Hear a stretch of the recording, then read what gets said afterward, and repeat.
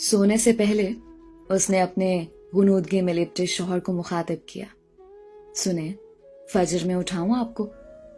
उसने नींद में डूबी आंखें खोली और थोड़े कड़वे लहजे में बोला, तुमको कितनी दफा कहा है मैंने, मैं नींद से नहीं उठ पाता फजर में, सारा दिन का थका हारा होता हूं। वो उसे देखते हुए बोली, पर नमाज तो फर्ज है ना। फजर ही क्या, आप कोई भी नमाज अदा नहीं करते, बस जुमा या ईद।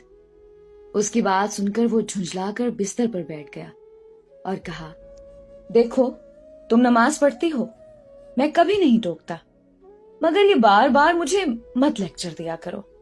सबने अपना अपना हिसाब देना है। अब सोने दो मुझे और लाइट बंद कर दो।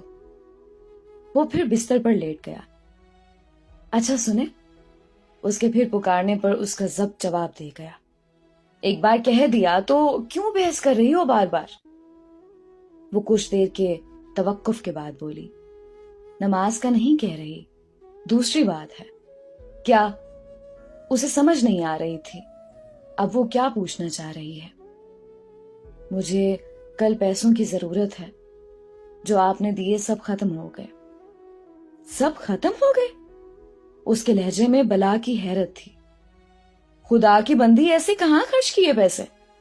अभी आधा महीना बाकी है तनख्वाह मिलने को, और तुमने महीने भर का बजट अभी से खत्म कर दिया। मैं आपको हिसाब नहीं देना चाहती, बस हो गए खर्च, कल बंदोबस्त कर दीजिएगा पैसों का। उसकी बात पर उसके तन बदन में आग लग गई। क्यों हिसाब नहीं देना चाहती? पैसा क्या दरख्तों पर लगा है जो तोड़ ले बंदा?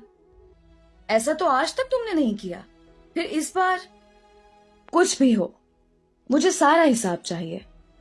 अभी उसका चेहरा बता रहा था वो सख्त गुस्से में है। उसकी बात पर वो मुस्कुरा दी। वो हैरत से उसे देख रहा था। तुम हंस रही हो? मजाक है क्या ये? वो बोली, मैं इसलिए हंस रही हूं कि अल्लाह ने आपको इस घर का सरबराह बनाया, और जब आपकी सरबराही में मैं हिसाब ना रख पाई तो आपको गुस्सा आ गया। अब सोचें, कल को आपसे भी वो रब माशर में हिसाब मांगेगा तो कैसे देंगे? आपका मेरा हिसाब तो चंद हजार रुपयों का है, पर बंदे और रब का तो पूरी जिंदगी की एक एक नेमत का है, जिसकी कोई कीमत नहीं, कोई बदल नहीं। वो जैसे सुन हुआ उसे सुन रहा था। वो फिर बोली, मैंने तो आपको मजे से कह दिया मेरे पास हिसाब नहीं, पर क्या आप उस बड़े दिन उस रब के सामने ये कह सकेंगे जिस दिन बड़े बड़े बादशाह उसके सामने कांप रहे होंगे?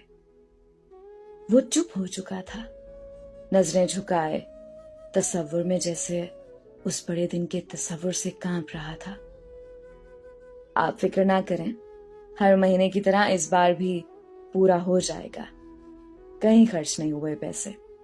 ये तो बस इसलिए कहा कि उसने बात अधूरी छोड़ दी। सो जाएं, मैं लाइट बंद कर देती हूँ। वो उठी तो वो एकदम बोल पड़ा, बात सुनो जी, तुम उठो तो फजर के लिए मुझे जगा देना। ये कहकर उसने करवट बदली और आंखें बंद कर ली।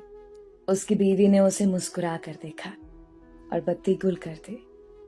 फजर में एक नई रोशनी फूटने वाली थी।